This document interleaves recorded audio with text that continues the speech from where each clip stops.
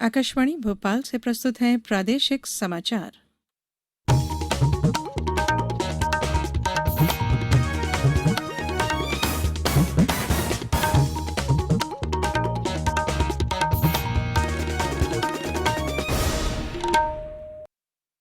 नमस्कार, समाचारों के साथ मैं धारणा सचदेव। पहले मुख्य समाचार। प्रधानमंत्री नरेंद्र मोदी आज रीवा स्थित सौर ऊर्जा परियोजना राष्ट्र को समर्पित करेंगे। राज्य में चलाए जा रहे किल कोरोना अभियान के तहत लगभग 4 करोड़ लोगों का स्वास्थ्य परीक्षण किया गया। वन भूमि पर काबिज आदिवासियों को दिए जाएंगे भूमि के पट्टे और आईसीएसई और आईएससी के 10वीं और 12वीं कक्षा के परिणाम आज घोषित होंगे। अब समाचार विस्तार से।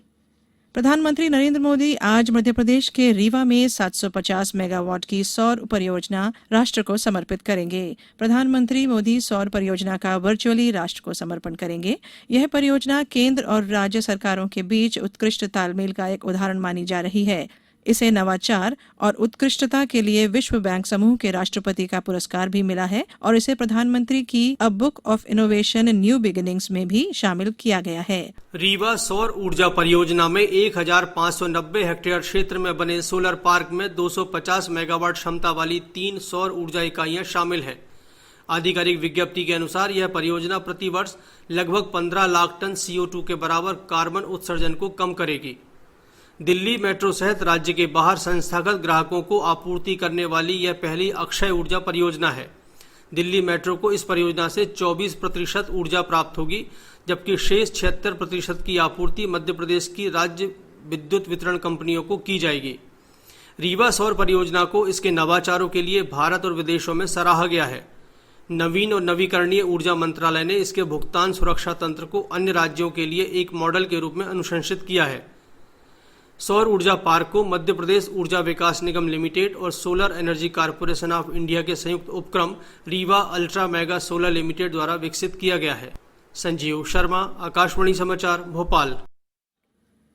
मुख्यमंत्री शिवराज सिंह चौहान ने कहा है कि प्रदेश में किल कोरोना अभियान के अच्छे परिणाम सामने आ रहे हैं। इसके अंतर्गत अभी तक प्रदेश में लगभग 4 करोड़ व्यक्तियों का यानी 58% सर्वे पूर्ण कर लिया गया है। इनमें 47,690 व्यक्तियों के सैंपल लिए गए हैं, जिनमें 599 पॉजिटिव आए हैं।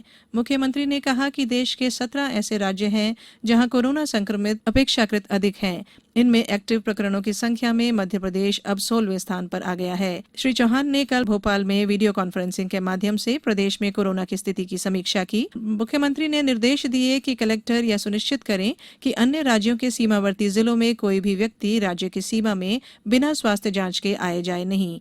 इधर इंदौर जिले में इस अभियान के तहत अब तक 3,74,906 घरों का सर्वेक्षण किया जा चुका है। इस सर्वेक्षण में 2,998 कोविड संक्रमित मरीजों की पहचान की गई।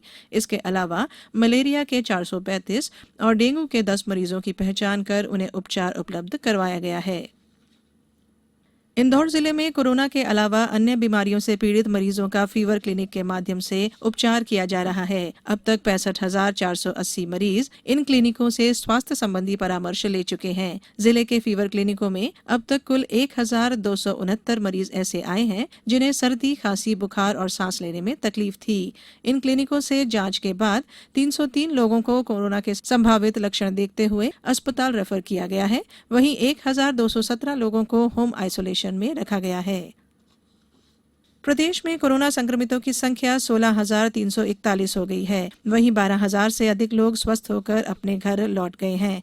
अधिकृत जानकारी के अनुसार राज्य में अब केवल 4,500 ही सक्रिय मरीज हैं, जिनका इलाज किया जा रहा है। राजधानी भोपाल में 46 नए मरीज मिले हैं। वहीं यहां स्थित इब्राहिमगंज में कोरोना संक्रमितों की संख्या बढ़ने से प्रशासन ने इस क्षेत्र में 12 से 19 जुलाई तक पूरी तरह लॉकडाउन का फैसला किया है। इंदौर जिले में पिछले 24 घंटों के दौरान 45 नए मरीज मिलने से कोरोना संक्रमितों की संख्या 5,043 तक पहुंच गई है। जबलपुर में 21 नए संक्रमित मिले हैं, जिससे यहां संक्रमितों की संख्या 496 हो गई है।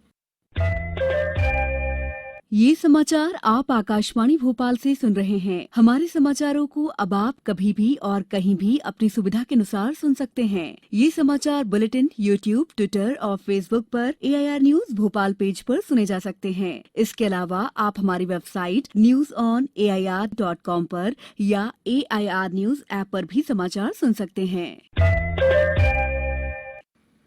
ब्रेक के बाद समाचारों में एक बार फिर आपका स्वागत है। किसान कल्याण तथा कृषि मंत्री कमल पटेल ने कहा कि जिस जमीन पर आदिवासी वर्ग के लोग वर्षों से काबिज हैं, उन्हें उस भूमि का पट्टा दिया जाए। साथ ही कब्जाधारी आदिवासियों की जमीनों के पट्टे यदि अन्य लोगों के नाम पर हैं तो उन्हें तत्काल निरस्त करने की कार्रवाई करें। गौरतलब है कि हरदा जिले के आदिवासियों ने मंत्री श्री पटेल से मिलकर अपनी समस्याओं से अवगत कराया। उन्होंने बताया कि जमीनों पर कब्जा आदिवासियों का ही है, लेकिन पट्टे किसी और के नाम होने से उन्हें राजस्व संबंधी परेशानियों का सामना करना पड़ रहा है। मंत्री श्री पटेल ने अनुविभागीय अधिकारी हरदा को निर्देश दिए हैं कि आदिवासियों की कब्जे वाली भूमि पर पट्टा जारी करने की प्रक्रिया शुरू की जाए। इस कार्य में किसी भी प्रकार की लापरवाही बर्दाश्त नहीं की जाएगी। आईसीएसई और आईएससी के 10वीं और 12वीं कक्षा के परीक्षा परिणाम आज दोपहर 3 बजे घोषित किए जाएंगे। ये परिणाम council for Indian school certificate examination की वेबसाइट पर उपलब्ध होंगे। विद्यार्थी CISCE-ORG और results.cisce.org पर परिणाम देख सकते हैं। परीक्षा परिणाम SMS के जरिए भी जाने जा सकते हैं, जिसके लिए वेबसाइट पर विवरण दर्ज करना होगा। एक प्रेस विज्ञप्ति में बताया गया है कि संबद्ध विद्यालय प्रधानाचार्य का लॉगिन ID और पासवर्ड का इस्तेमाल कर करियर पोर्टल से भी परीक्षा परिणाम प्राप्त कर सकते हैं।